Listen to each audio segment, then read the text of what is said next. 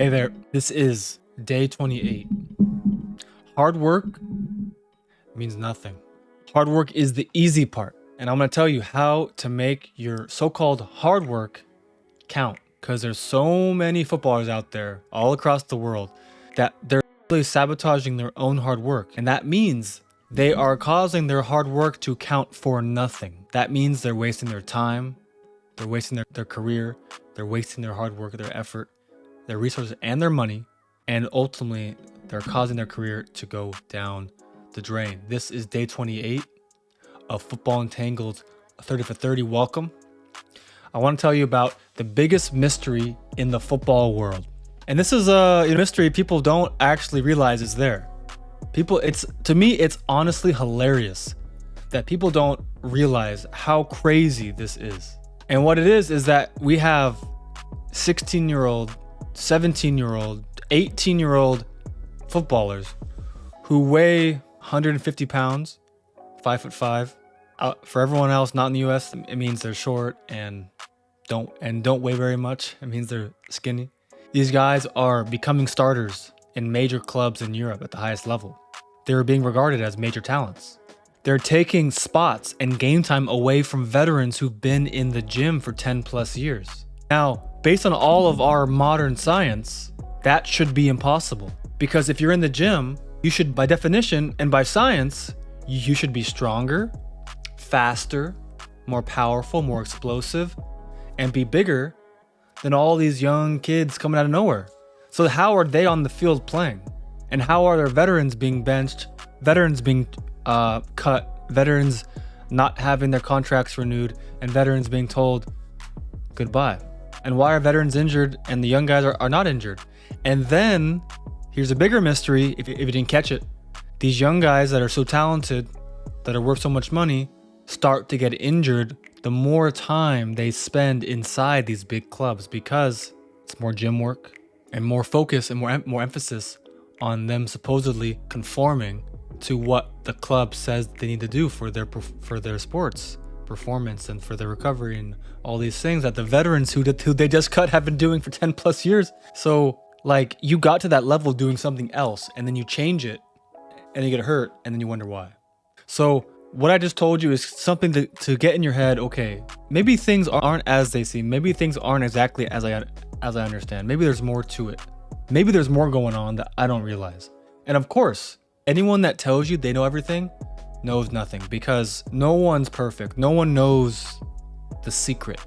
Of course, people know certain things that can help you and make big changes in your life, but the ultimate knowledge, the whole rodeo, is always growing. Perfection is never perfect. It's imperfect by nature. And so you always have to keep researching. You always have to keep reinventing yourself to become better.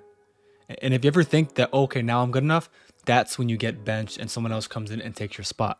And so I want to transition and get deeper into this issue by reinforcing and cementing this idea in your head that hard work means nothing. It's the easy part. Anyone can work hard. Literally, anyone can go run 10 miles. They'll be in pain afterwards.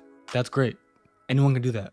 That's why people that aren't good enough at actual sports go and do cross country and go do track and field, because it's easier, because you're just running in a straight line and you just have to not fall over. Now, don't get mad at me, any like track guys watching this.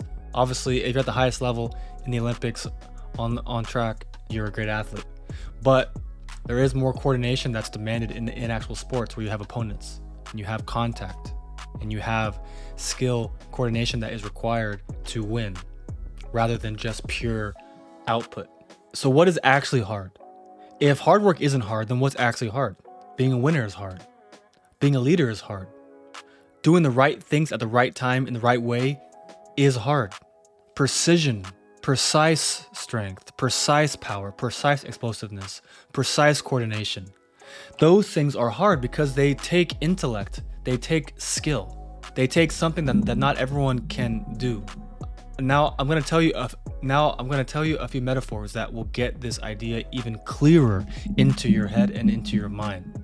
Number one, if you're on a boat and let's say this boat, you are paddling the boat, you're on a kayak, you're on a canoe, Now, in this metaphor, hard work is what?